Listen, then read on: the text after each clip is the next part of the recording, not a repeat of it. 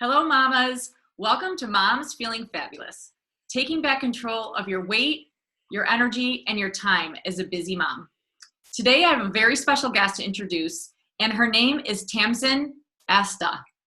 She's the founder and chief habit scientist of yoga-based coaching. She has a PhD in neuroscience and psychology and a postdoctorate in education. She is known for giving her clients the tools to shift their mindset, organize their vision, and improve their habits to create an efficient, productive business.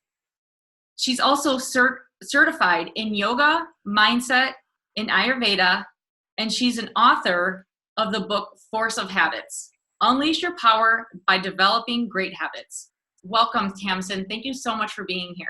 Thank you so much for having me. I'm super excited to be here and talk about habits, which is totally my jam. Oh my gosh. And I know the universe brought us together because the habits are my jam too. So I am so excited to have a habit scientist. I feel like this is a dream come true to have you here.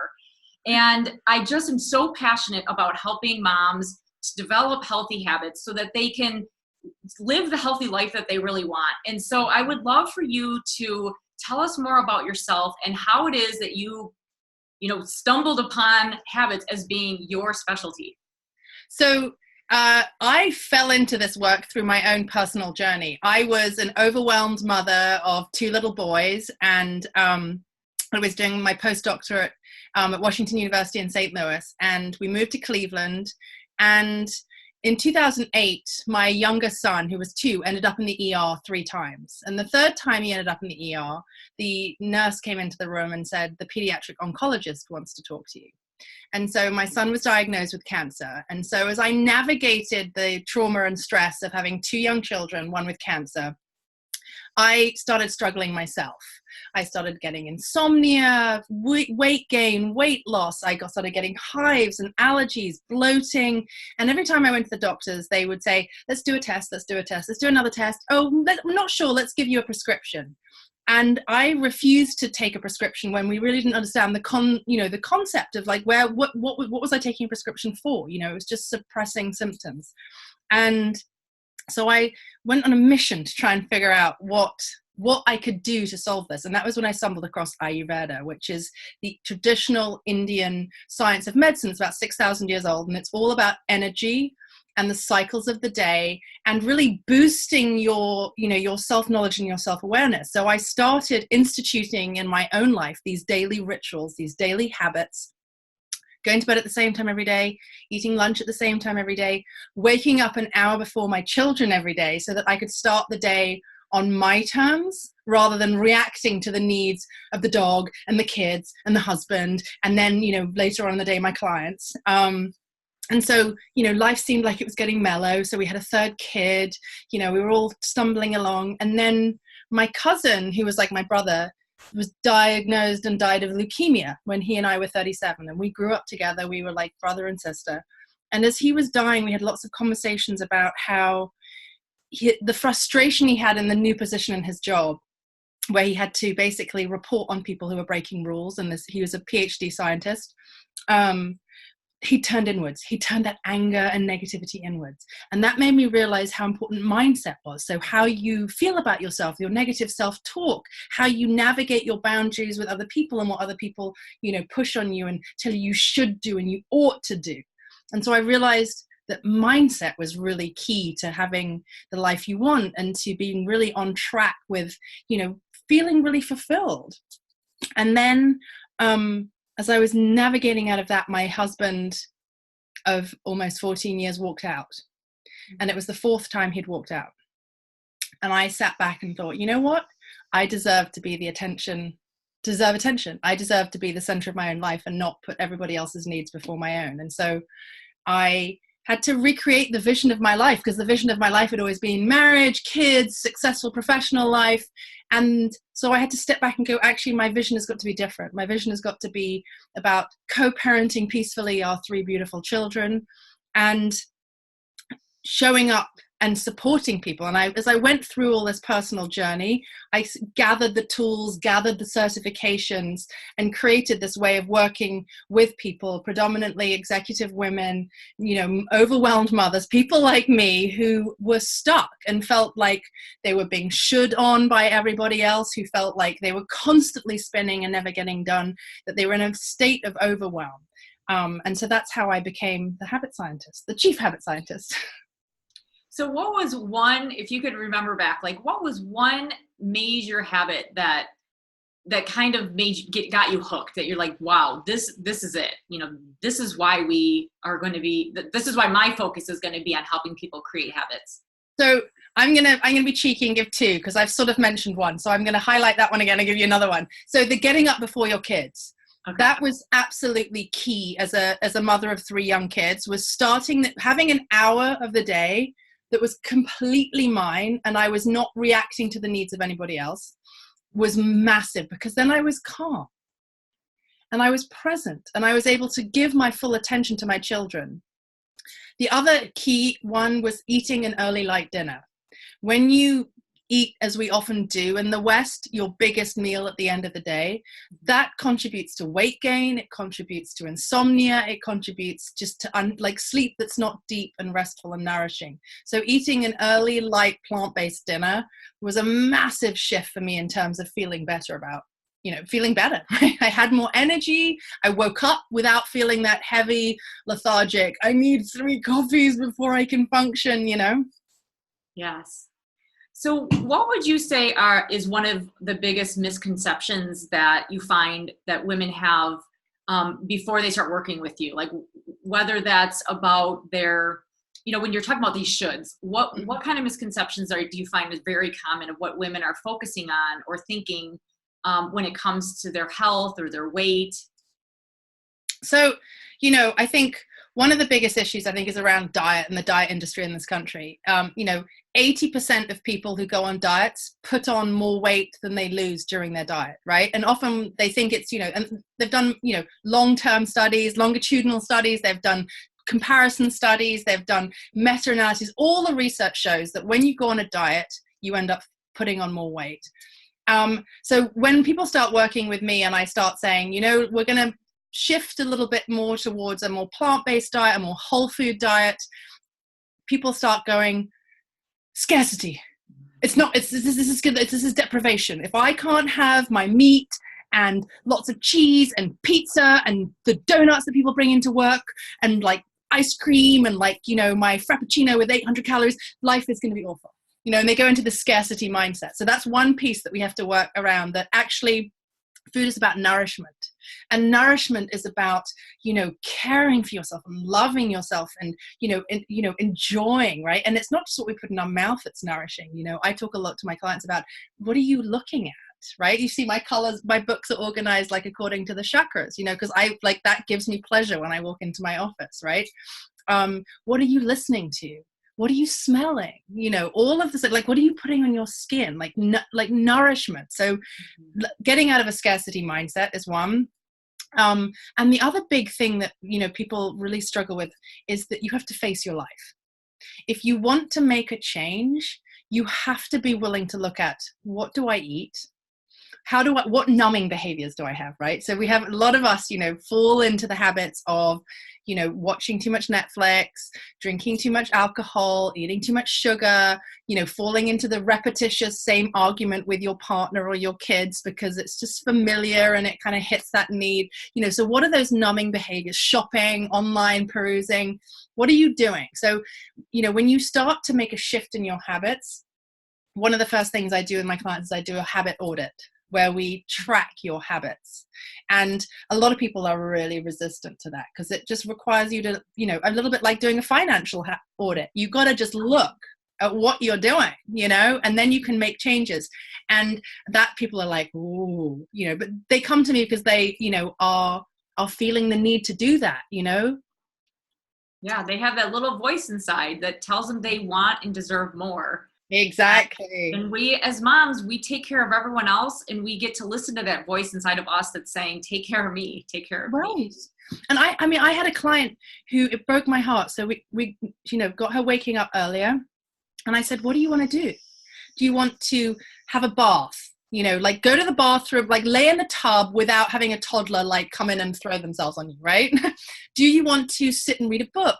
Do you want to knit? Do you want to, you know, go to an early yoga class? Do you want to, like, what would be nourishing for you? Do you want to sit and drink a cup of coffee without anybody talking to you? Like, what would feel? And she's like, I don't really know what I like anymore. And it just made me want to weep that she'd got into such a place of the shoulds and the oughts and serving her family and her husband that she'd stopped thinking, like, what would make me feel really good? What do I like? What do I want to do? Yeah, and just imagine if you know, obviously all the moms that are listening, you're doing a fantastic job as a mom, as a wife, as a, you know, whatever you do for financial, you know, gains. You're doing a great job. And imagine if you were also taking care of yourself to the extent you were taking care of others, how much better you'd be able to take care of everyone else when you were feeling full, you know? Exactly. And I think one of the things that, you know, is that they're like, a lot of people think, I just don't have the time to do this. And, you know, so one of the things that I think is so important to understand is that we make about 35,000 decisions every day, which is insane when you think about it. And, you know, marketers know that, which is why they put the candy and the trashy mags at the checkout till, right? You've just made 10,000 decisions, you know, probably with maybe like 2 or 3 kids in the cart too, who are like randomly throwing stuff in there and you're going, no, we're not buying that. You know, you get to the till and you're like, Can we get this? Right, exactly. Or you turn your back to get the brown rice and they throw like the Cheetos in there and you're like, no. So that, you know, that thing about decisions is it leads to decision fatigue. That's what we call it in psychology. Decision fatigue. And so then you get to the point of thinking, like, what am I going to cook for dinner? Oh, screw it. I'm just going to, like, you know, put a frozen pizza in. Rather than using the brain's natural goal-achieving automation skills, which is to automate. And we know that from, you know, the addiction literature. Once habits are in place, they're hard to break. And we know when we're learning something new, like when you learn to drive a car, you get in the car and you're like, seatbelt, mirror, and you think through all those steps. And you know, once you've been driving you for a while, you don't think about it. So harnessing that, the brain's natural proclivity to make habit loops and doing that for the good habits then creates all this time and energy to do all the other things, like think about how you're going to change the world as this awesome woman, right? And, you know, the other key really to think about is that about 45% of our daily actions are habits. So the question is, given that high number, are those habits serving you? Absolutely. Yes. So when it comes to like feeling energized and weight loss, what do you find is a very helpful habit that isn't changing everything about your lifestyle necessarily in 1 week, but like, what is one habit that you feel like really gives people their energy back and actually leads to weight loss as well? So one of the things that's really key and that we really promote in Ayurveda, which the word literally means the science of life, is having your main meal in the middle of the day. So eating your biggest meal between 10 a.m. and 2 p.m. And the reason for that is you have the most digestive fire, which we call Agni in Ayurveda. And in the West, we'd say you have the most bile in your system, right? And so having your biggest meal in the middle of the day, your digestive fire is the strongest, your gravity is working for you, you're upright, and you have the rest of the day to process it before you lie down, right? Because you don't want to be digesting a huge amount of food when you're lying on your side. One of the reasons why this is really, really key for energy and weight loss is that between 2 and 6 p.m. in the Ayurvedic framework, that is energy that's associated with creativity and expansion and really fiery intellectual practices. So between 2 and 6 a.m. and it's between 2 and dawn, which is around 6 a.m. and then between 2 and 6 p.m. So between 2 and dusk is when what's called the Vata energy is the most expansive. So that's why in a lot of the religious practices and the spiritual practices, they suggest praying and meditating before dawn, but really good to write in that period, to journal. And if you eat your biggest meal at lunch, you're going to be fueling your brain for the afternoon. And it's when you have a tiny little salad or a tiny little soup in the middle of the day, by 2-3 in the afternoon, you're thinking, oh, fuck, I really want a chocolate cookie and a triple latte espresso to get me through the rest of the day. Whereas if you eat, your brown rice, your slow release carbs, you eat some really good protein, you eat a butt ton of lovely green vegetables, that's going to keep you going until 5 or 6 in the evening, so that you will then do better. The other reason why you want to eat your biggest meal at lunch and not at the end of the day is the study that's so fascinating, comparing 2 groups. And they gave them the same food every day, but what they did was they gave one group a big breakfast and one group a big dinner. So they're eating the same amount of calories every day, 1,400 calories. So it was a weight loss practice, same lunch every day. And what they found over the period that the study ran is that the people who ate the big breakfast lost twice the amount of weight and twice the circumference around, like they lost 3 inches around their waist. And the ones who ate the big dinner and the small breakfast lost 1.5 inches around their waist and only lost like 7.5 pounds. The other group lost 17 pounds, which is amazing, right? So this fits with the Ayurvedic model. So big meal, middle of the day, full of slow release carbs, protein, vegetables that keeps you going. So that's going to fire you through the afternoon, reduce your likelihood of snacking on carby, sugary, shitty stuff that's not going to keep you going, and leads to you eating a small, healthy dinner, which helps you sleep better and lose weight or maintain a healthy weight. Wow, this is all super incredible, because what I'm hearing you say is that literally just by making a couple of tweaks in what part of the day you eat which food, you can cut down on that like fatigue people get in the middle afternoon where they want to go for junk as a pick-me-up. Mm-hmm. And let's face it, as busy moms, how many of us are not even close to being ready to eat dinner by 6 o'clock? And you're saying, that this window between 2 and 6 is like our creative window. And half of us are starving during that time because we're running around, we're picking up kids, we're dropping off this, and let's face it, we all end up eating whatever for dinner well into the evening and then going to bed on a full stomach.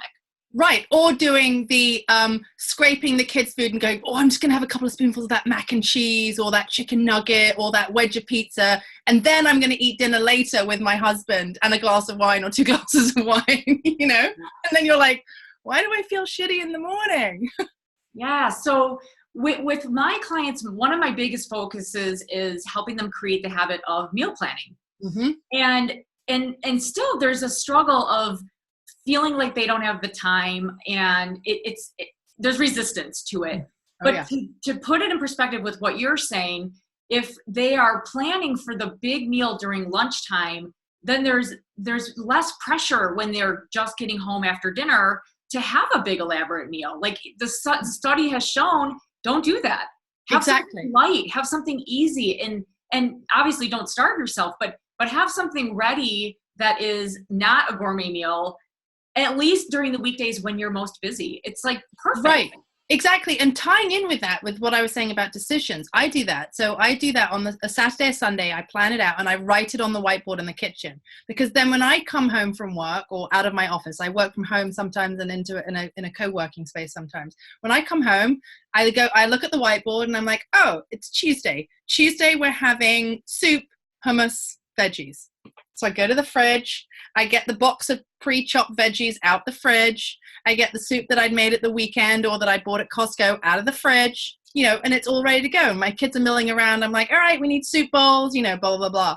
And so it reduces the decision. So, that 20 minutes, 15 minutes, it takes nothing. It takes like 10 minutes to plan out your week. It really, timing yourself. So that's another part of facing it. Because I don't have time. I'm like, sit down with your calendar and look at your week and go, Monday, soccer. Okay, so we're going to eat at 5 on Monday. Tuesday, we're going to eat at 6:30, right? Look at your weekly calendar, look at the commitments, and then go, okay, we're going to have tacos on Tuesday. So brown rice in the rice cooker, black beans I can warm up, and some roasted veggies, something that's super easy to make, right? Tuesday, we're going to have Caesar salad.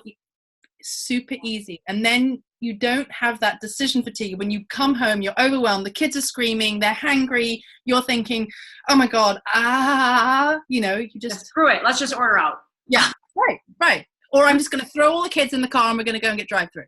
Exactly. Yes. And that has made such a difference in my life.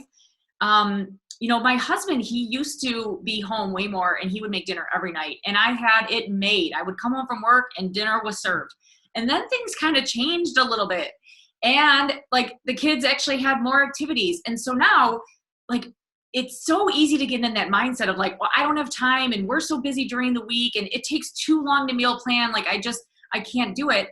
But if you stop, like you said, just for a minute and commit 10 minutes on a Sunday or on a Friday or whenever you feel like you can carve out a little bit of time and do exactly what you said, where you're like, Monday I have this, Tuesday I have that. So now when I know that we have a busy week coming up next week, I'm like, I will dedicate some time on Sunday. It will make all the difference in the world all week. And we'll eat healthier. We'll all be more, happy and calm and sane instead of being in that like, rat race that we all right. And you can even go further, for doing like Monday is Italian night. Tuesday is, Eastern European night. And it, could be falafel, hummus, baba ganoush, whatever. Wednesday is, make your own salad night. Thursday, and you can even do something like that. So each week you've got that space to play with, and yes, absolutely. It markedly changes your life. Yes. And I think a lot of people, sorry to interrupt, I think I had massive resistance. I was like, that seems really old lady and fucking boring, to like plan out I'm like all about like fly by the seat of my pants. Like I'll jump on a plane, I'll go here, I'll do this, and the whole idea of meal planning, I was like, oh my God, that seems really middle-aged and boring, so I had massive resistance to it from that angle, not the time one. It was the like, kind of like, like I have a nose ring and I don't want to take it out. Yeah. I'm like, that's really boring and old. Like, I'm not going to do So how'd you switch that mindset? But by realizing how when I engaged with my children, in that sort of witching hour between 5 and 7, 5 and 8 on a weekday, I wasn't showing up in a way that like felt who I really was as a mother and as a human and as Tamsin, I was like, wow, I'm kind of grumpy with them. Wow, I'm snapping at them a lot. When one, I'm like, what are we having dinner? What are we having dinner? And I'd be like, I don't know what we're having for dinner. Whatever's in the goddamn fridge, And I found and I was like, this isn't who I want to be. I don't want to be this woman. I don't want to be this person. And so that was what pushed me into it. Yeah, and it is so true because I feel like maybe not compared to you because you're the scientist, but I'm sort of like the master planner a little bit. And this past week, we had everything planned out. I made dinner on Monday. My one daughter made dinner on Tuesday. My other daughter made it on Wednesday. And then Thursday, we didn't have a plan. And sure enough, I come home and we're all like looking at each other like, what the hell are we doing for dinner? And nobody wanted to step up. It was like literally like we didn't have a plan one day and I could feel the tension rising in my body. And I'm like, this is why I do what I do, because it's magic. It works. It makes everything work better. And so I'd like to hear your take on how doing these things actually makes people have more energy because they're not bogged down, right? Right. I think one of the, and then just a tangent, we're not a tangent to that is also I throw away a lot less food now that I do that because I buy for the meals rather than just I'll buy random broccoli and green beans and then it doesn't get eaten. But one of the things that I found with doing that is that it creates more time and energy because I'm not having to like sort of refocus on a regular basis. An example in the way I work with my clients in terms of structuring their business days is I say to many of my clients, I say, don't start your day until it's planned out on paper or on an electronic calendar. Because if you say 9 to 12 work, you sit down at your desk and you're like, well, I could write content, I could email people, I could call people, I could review my website, I could plan my social media, and then you spend 20 minutes faffing about rather than going 9 to 10, I'm going to write newsletters. This isn't as an entrepreneur, right? 10 to 11, I'm going to call people. 11 to 12, I'm going to, produce social media, and blocking it out. So when you create these systems, it actually creates freedom. And I think one of the things that's interesting, particularly if you've got either a rebellious streak like me, like, don't tell me what to do, don't structure my day because that's really boring, or you've got such a sense of stress and overwhelm that you feel like you don't have the time to do it, is that it actually creates such a sense of freedom and space when you structure it.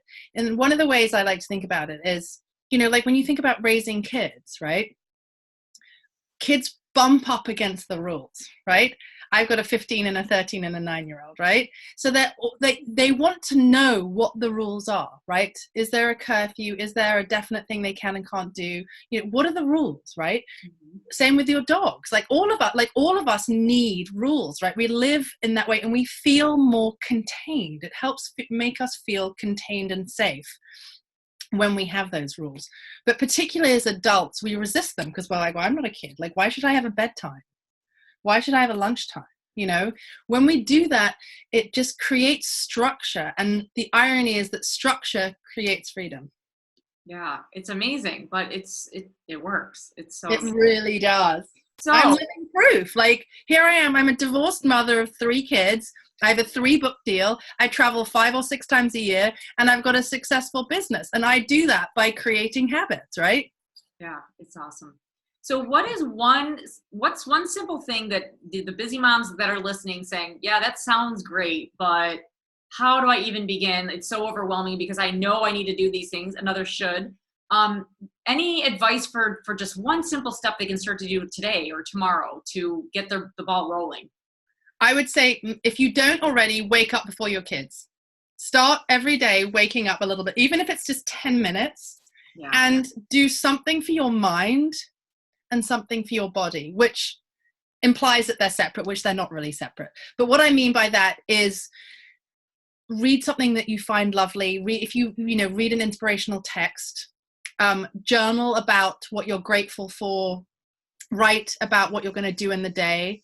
If you for me, like, I wrote my book in the early hours of the morning because that's a creative. So do something for your mind and then do something for your body. And again, it can be a very small thing. So, do 5 downward dog chaturangas. Get on a rebounder and bounce for 5 minutes listening to your favorite dance song.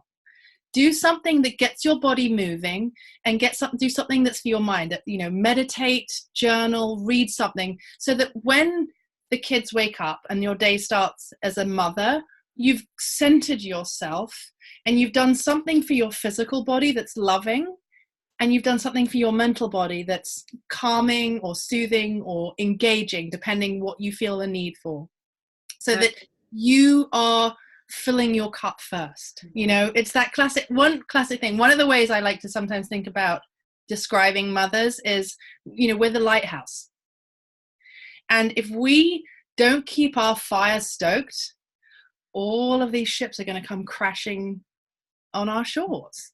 And, as a mother, we're dealing with our children, we're dealing with the relationship between our children, we're dealing with our partners, we're dealing with our businesses, we're dealing with our friends, we're often in the sandwich generation, so we're dealing with our parents, so we're in this situation of dealing with that role of care and empathy. We need to turn some of that towards ourselves. And the more you remember that turning it towards yourself is not selfish, it allows you to serve the people who you love the most. It allows you to show up for the people. And that, for me, was a tough lesson to learn. Like, it took my physical and mental health to realize that actually I deserve attention and love and focus. Yeah. And I shouldn't be the last on my list. And that's what it all comes down to, is that every single person that's listening to this, you deserve 10 minutes to yourself. And then you're going to get hooked, and it's going to become 15 and 20. And, I mean, exactly. It really will. Exactly. And make it, one of my mentors used to say, reduce it to the ridiculous. Can you sit and meditate for 90 seconds every morning? Can you set the timer on your phone for 3 minutes and journal for 3 minutes? Like, it can be a really small thing. It's like compound interest, right? Yeah. It can be a really tiny little thing, but over time, it builds up to be this massive effect. And that's really awesome that you said that, because I'm the kind of person where I'm an all or nothing. Mm-hmm. And it's so refreshing to hear that it doesn't have to be that way. 90 seconds can make a difference. And so that's just so great. Yeah. So do you want to talk about what your free gift is that you have for our audience?